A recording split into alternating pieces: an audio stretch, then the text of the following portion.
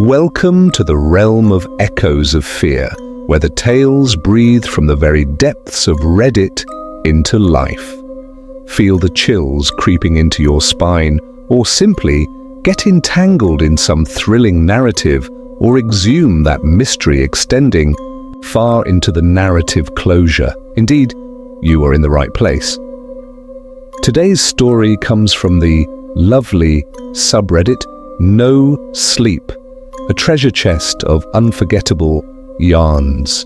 Today's featured tale is called My Son's Camera Monitor Alerted in the Middle of the Night. I checked it and found my wife and son sitting on the bed. They weren't my wife and son and is written by none but Rising Mac. Thank you for sharing and allowing us to publish here. Remember, the magic of these stories exists because of talented writers like them. Would you be willing to show some gratitude by reading their original post? Now find yourself a comfy place to sit, a steaming cup of your favorite beverage, and let the story unfold in amazing moments. Besides, don't forget to hit like, subscribe, and turn on notifications to enjoy more from great stories like this. Because of you, we can bring you the best tales from across the internet. It consists of 2 parts, and I am going to read it now before showing you part 2, which the writer uploaded a few days later. And now, without further ado, let us begin. I'm a nurse, and I currently work nights. It's a total drag, but I'm hopeful I can go to days soon, since some co-workers are planning retirements. Anyway, I was working one night when just after 3 a.m. my son's monitor alerted me to sound and movement. No big deal at all. He probably coughed loudly or sneezed or something. He's 3 now, so he generally sleeps all night. I bring it up on my phone and I see him and my wife sitting on the bed. Again, no big deal. He might have cried out or gotten scared or something. I was about to close the app when I noticed they were acting strange, almost creepy. And when I say almost creepy, I mean creepy as balls.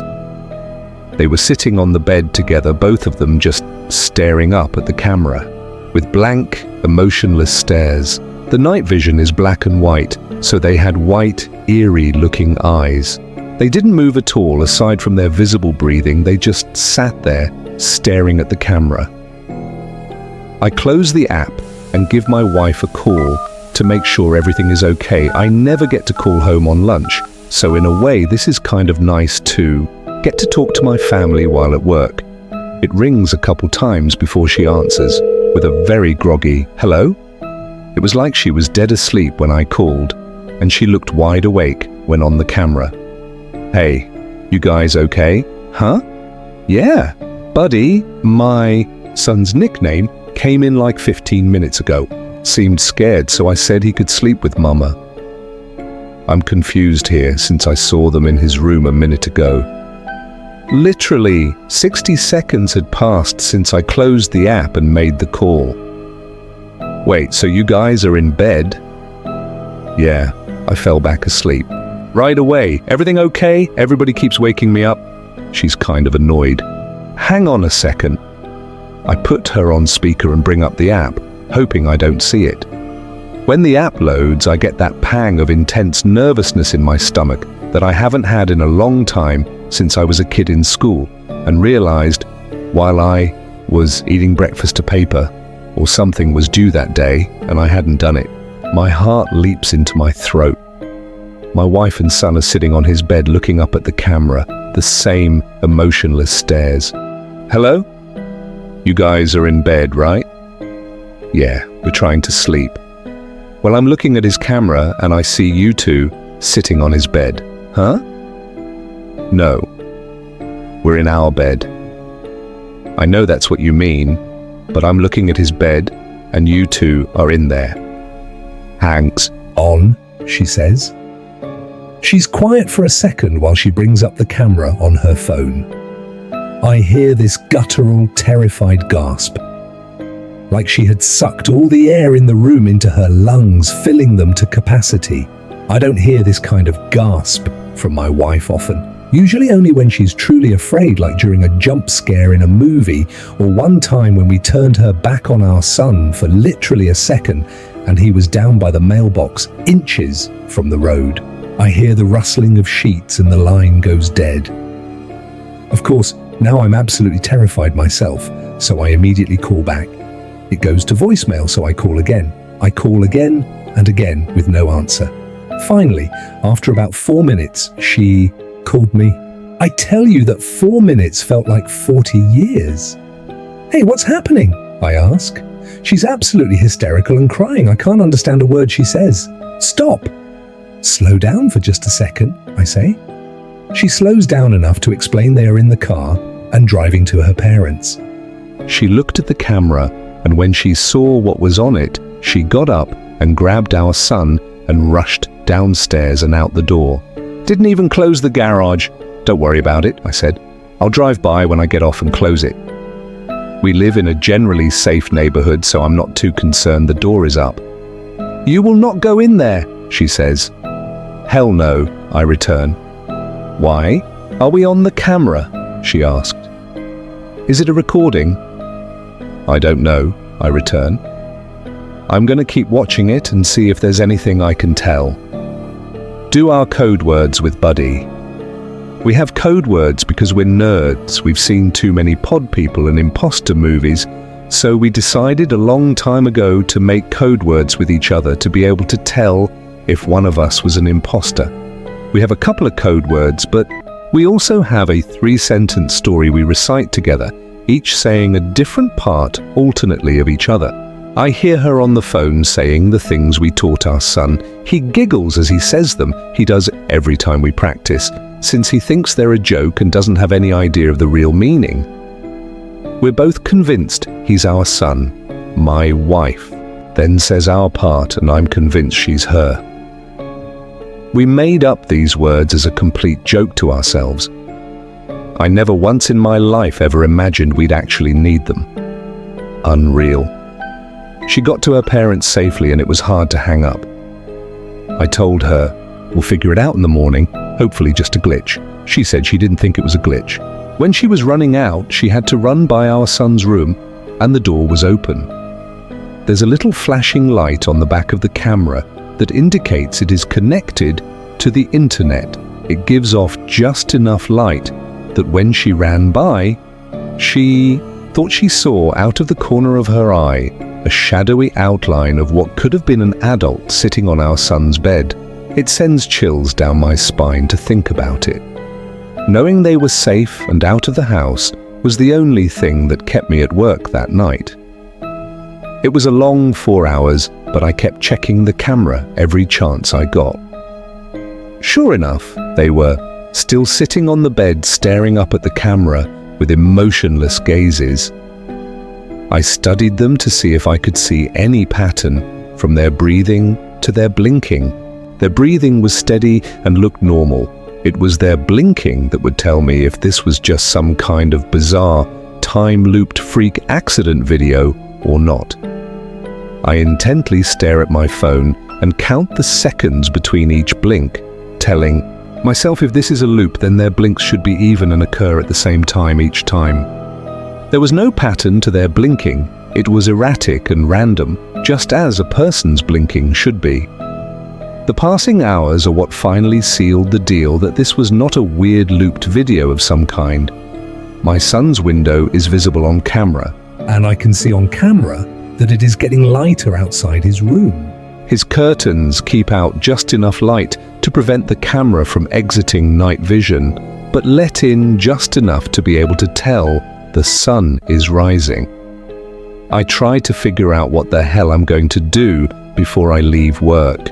Calling the police comes to mind, but I talk myself out of it. First of all, what am I supposed to say? Someone is in my house that looks like my wife but isn't. Worse yet, what if they are entities of some kind and the police do go over and it kills them or something? I decide to tell a co-worker about it. He's a firm believer in the paranormal and might have a suggestion. I show him the video and tell him the story. His initial response of, "That's creepy as fuck," doesn't help much, but he says he wants to go over and check it out. He says we both should see if not my wife will try and act like my wife. I tell him absolutely not, and he says we should at least go to the house even if we don't go in. I agree with that since I wanted to close the garage. We got to my house and walked around the perimeter first. Not sure what we wanted to accomplish by that, but it felt like something we should do. The curtains were all drawn since nobody was there to open them in the morning, so we couldn't see anything. I went to close the garage and suddenly had this overwhelming urge to go inside and investigate. It was like I just had to know what was going on. So in we went. We walked through the kitchen towards the foyer where the stairs are. It's so quiet in our house right now, you could hear a feather drop, forget the pin. We stop at the bottom of the stairs and wait a few seconds.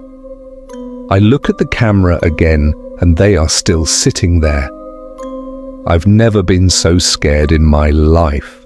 My co-worker puts his foot on the first step and I suddenly say stop loudly. "Forget this, we're out of here," I tell him. "Come on." I start making my way back to the kitchen. We hear a loud creak on the floor from upstairs. It's my son's room. He has a very loud creaky board right in the middle of his floor that's almost impossible not to step on. My wife and are still deciding if we ever want to fix it, because it will alert us if he's ever up to no good when he gets older trying to sneak out or something. "Come on, come on, come on," I yell as I motion for him to move his ass. We're out of the house in about 2 seconds. Out on the street, I check my phone. Now, only Not My Son was sitting on the bed, the same blank stare. Not My Wife was gone. "Holy shit," my co-worker says. "That was stupid as fuck of us. Do not tell my wife we went inside." She would be so ungodly mad if she found out what we just did. I use my garage door opener in my car to close the door. Before we leave, I look at the camera again. Not My Wife is back on the bed with Not My Son, both staring blankly up at the camera, blinking every few seconds. That was all about 4 days ago now. Not My Wife and Not My Son are still sitting on the bed, staring up at the camera. They haven't moved a millimeter. We obviously haven't gone back to our house. What do? And now it is time for part 2 of the story. I'm sorry it's taken so long. It's been an emotional month. I've felt like I'm losing my mind or already lost it. I've been in the hospital for 3 weeks. You'll remember I left off at my wife's parents' house, not sure what the hell to do. My wife and I argued about it. My in-laws said to call the priest. I told my wife we're calling the cops and that's it. The day we finally called the cops would be day 6. Not My family was still sitting on the goddamn bed staring at the camera. I told the dispatcher there were intruders in my house, leaving out the part where they looked exactly like my family. I told her we were out of the house, but I would meet the police there. She dispatched 2 units. My wife begged me not to go. I told her I had to be there. I had a foolproof plan. I would take her mom's phone and FaceTime with my wife while showing the police the camera on my phone. They would see this as a fucked up situation and hopefully proceed with caution. My co-worker friend said he would come with me as well. My friend and I beat the cops to my house. Like most of you mentioned in the comments previously, I was packing heat. I have a concealed carry, so I had my 1911 45 on me. I was not concerned this would bother the cops, as I was going to inform them of my permit and that I was currently carrying. What I wasn't going to tell them was that I had my father-in-law's AR-15 in my trunk. It's almost funny how many of you mentioned that was the way to go in my previous entry. I didn't plan on telling the cops about it because I was not planning on needing it. They would come armed and prepared. They showed up and I let them know I was armed and then enacted my plan. I initially told them the story. They looked at each other like I was crazy and they didn't believe me. I FaceTimed my wife so they could see she was in fact not in the house, despite what our camera was showing. They still didn't seem to believe me, but this did pique their interest. I hung up with my wife and told her I'd call her back as soon as we knew something. So now we're sure this isn't a recording, and officer stated, repeating what I said. It's not. The day-night cycle has changed every day. Their blinking is erratic and not cyclical like it was a repeat, I said. I know it's a stupid question, but your wife isn't a twin? The other officer asked. I told him no, my friend spoke up. I have an idea. Turn the volume up, I'll go throw a pebble at the window. He went around back while I turned up the volume to the max. Okay, I'm tossing. We heard the light tick sound from outside, but the 1 second delay on the camera came in loud and clear through my phone. Not my wife moved at the sound of the pebble hitting the window, the first time I'd actually seen her move aside from the time she wasn't on screen when I initially went inside our house the first day. She turned her head towards the window, just slightly, before turning back to the camera. Okay, so this is live, an officer said. Okay, sir, I need you and your friend to stay outside here. We're going to go in and find out what's going on here. Should you ask for more units? I asked, hopefully. Not at this time. We're going to assess the situation first. They don't appear to be armed, but we're going to be cautious. I opened the garage for them and they made their way in towards my kitchen door. They radioed dispatch that they were headed in, and to stand by, they disappeared into my house. A few seconds after they went in, the camera went out. I wanted to vomit, and I felt like if I put my fingers in my mouth, I'd be able to feel my heart, since it had leaped so far up into my throat.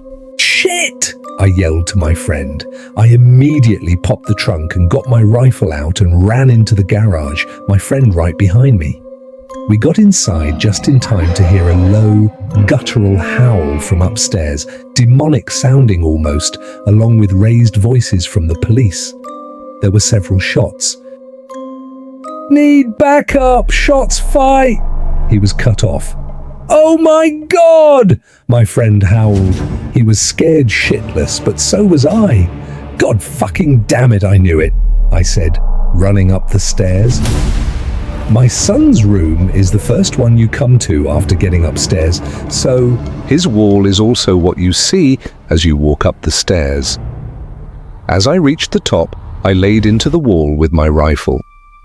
It has a 30-round magazine, but I felt like I fired 100 shots. I fired all over the place, knowing full well the ammo would go through the wall like it was paper, concentrating on where my son's bed would be, but also near the door and towards the floor as well, in case whatever these things were thought to duck.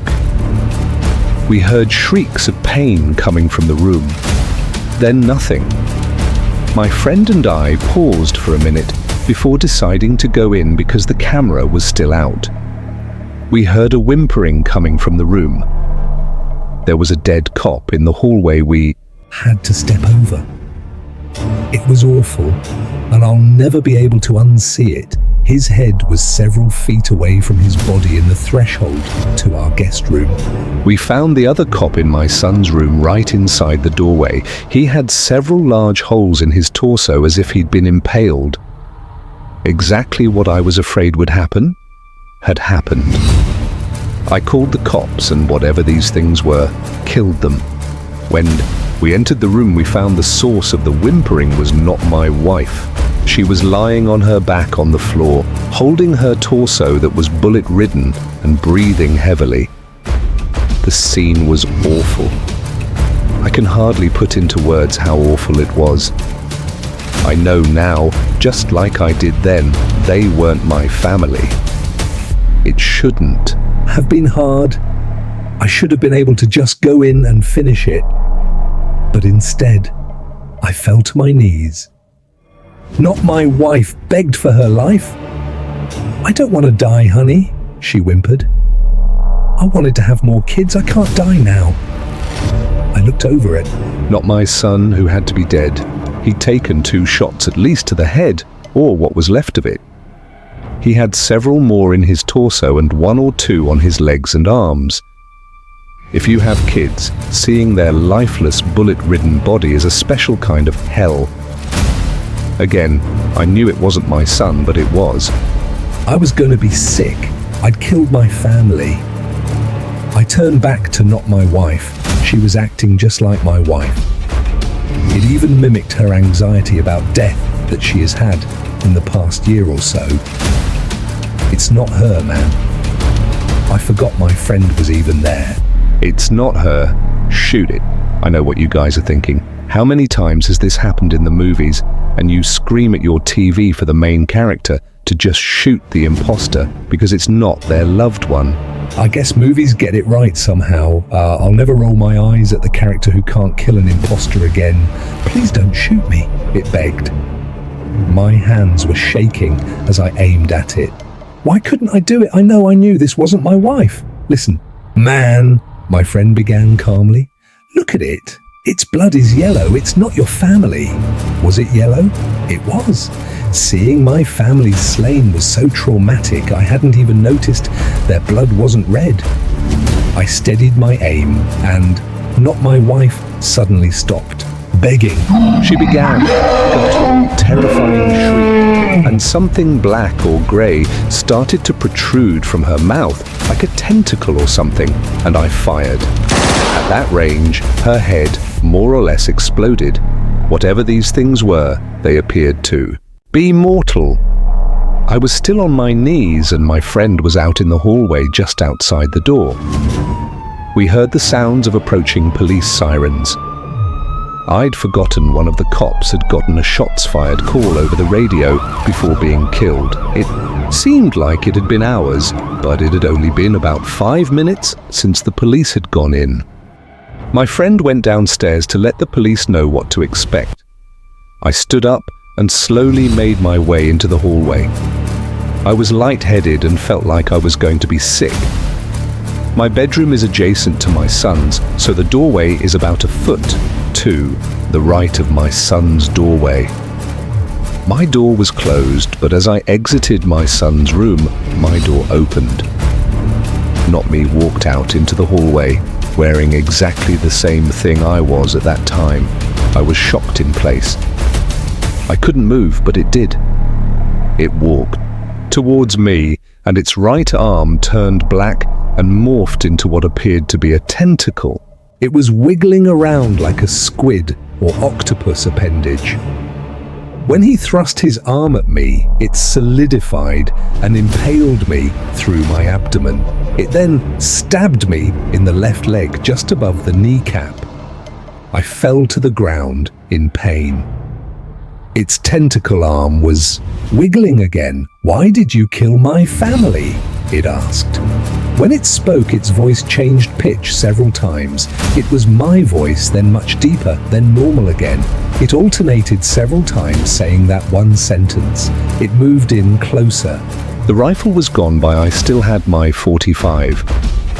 I pulled it out and got a shot off in its right knee. It howled. As Notman fell to his knee, I fired a couple more shots, getting 2 into its abdomen and the left side of its ribs. It breathed heavily for a few seconds before I used the last of my strength to aim properly and shoot Notman in the face. Its blood was also yellow. I lay there bleeding out, thinking this was it for sure. I still had some strength from adrenaline kicking in, so I took my belt off and tried to make a tourniquet for my leg. With my stomach wound, it was hard to give it a good yank to tighten it.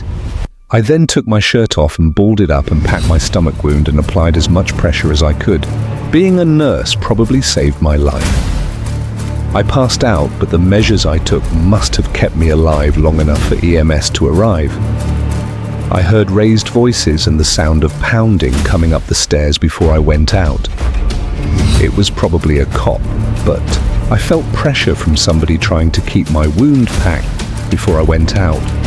I was in and out of consciousness as EMS arrived, along with probably every cop in the city. I was wheeled downstairs and put in an ambulance, but while I was being loaded onto the gurney upstairs, I heard cops freaking out. And rightfully so. They'd lost 2 brothers, and there were 3 other bodies. Did he kill his brother? Are they twins? Probably referring to not me's dead body. Or his whole family? Put him on armed guard while at the hospital. He'll probably be getting charged. As I was getting placed into the ambulance, I saw my friend talking to a group of about 10 cops, all listening very intently to what he was saying. I went out again in the ambulance. I woke up in the ER. My wounds had been treated. The tentacle hadn't been more than a few inches wide, so it was just slightly larger than a large knife. They'd sewn me up, and I found that I was currently receiving a blood transfusion due to blood loss at my home. My wife had authorized them to do whatever they needed while I was unconscious. She was also extremely pissed that I went in the house. We're okay now, but that's a story for another day. I was in the hospital for 3 weeks since I ended up getting an infection and almost went septic. I needed quite a few antibiotics. For the entire 3 weeks, I had cops in my room with questions. After about a week, they released me and no longer had me under armed guard. I told them absolutely everything, not caring if it made sense or not. And thank God my friend had come with me, since he was able to corroborate this weird story. Midway through my hospital stay, men with suits came to pay me a visit. They were government, I knew right away. They said they were FBI, but I don't know if I believe that. They wanted to talk about not my family. The police chief and the coroner were involved, and it was very hush-hush. They made it clear this was not to get out to the public. This is where I have to apologize, probably, for an anticlimactic ending to this ordeal. I don't know what not me and my family were, neither do they. The only thing we know is that they were sentient creatures that looked like us and had yellow blood. I begged the coroner to tell me about their autopsies, but he said he wasn't allowed to say. He must have felt bad for me, since I received a bouquet of flowers a couple of days later. The card inside the envelope read, "We don't know what they are." They have the same organs we do, but in different parts of their body aside from their brain, but what's red and pink inside us is green and yellow inside them. They're humanoid creatures, but whatever they are, they aren't human. The government thinks they may be extraterrestrial. Destroy this letter ASAP. We had our house professionally cleaned. It was almost surely a government team, since they contacted us on behalf of the police. We could not find any Google reviews or websites for the company online. My wife and I are not going to go back to our house. We would love to burn it down, but there's no way to do that and avoid suspicion of arson at this point. We'll end up taking a huge loss on the property, since everyone in our neighborhood knows there was an incident involving multiple deaths in the house, but don't know what actually happened. It'll be hard to sell, but eventually it will. We're going to move on from here. I told everyone at work was a home invasion, and they bought it. I'll go back to work in a couple of weeks and we'll start looking for a new house. Again, I'm sorry. I know everyone wanted a concrete ending and to know exactly what the fuck those things were, but we just don't know. Alien sounds good to me. I've been thinking if they were supernatural or actual demons, gunfire wouldn't have been able to kill them. It's just hard to say. If they were aliens, why did they just sit there and creep into our house for a week? They didn't even try to take over our lives. It's hard to wrap my head around. If it is aliens, keep your eyes peeled out there. There could be more of them. And that brings today's story, my son's camera monitor alerted in the middle of the night. I checked it and saw my wife and son sitting on the bed. They weren't my wife and son. To a close by Rising Mac. Massive thanks to those who are sharing this creativity with the Reddit community and making us experience this amazing tale. If this story resonated with you, then do show some love by giving it a thumbs up, leaving a comment, and subscribing to Echoes of Fear. Just so you know, this will help the channel grow and also motivate us to bring forth more of the stories you love. What did you think about today's story? Did it give you goosebumps or make you think of something really hard to forget? Let us know below in the comments. We'd love to hear your take on it and keep the conversation going. Also, keep listening for more spine-tingling, heartwarming, thought-provoking stories from the very depths of Reddit. Until next time, keep curious, stay safe, and explore the world of stories. This is Echoes of Fear signing off. See you soon!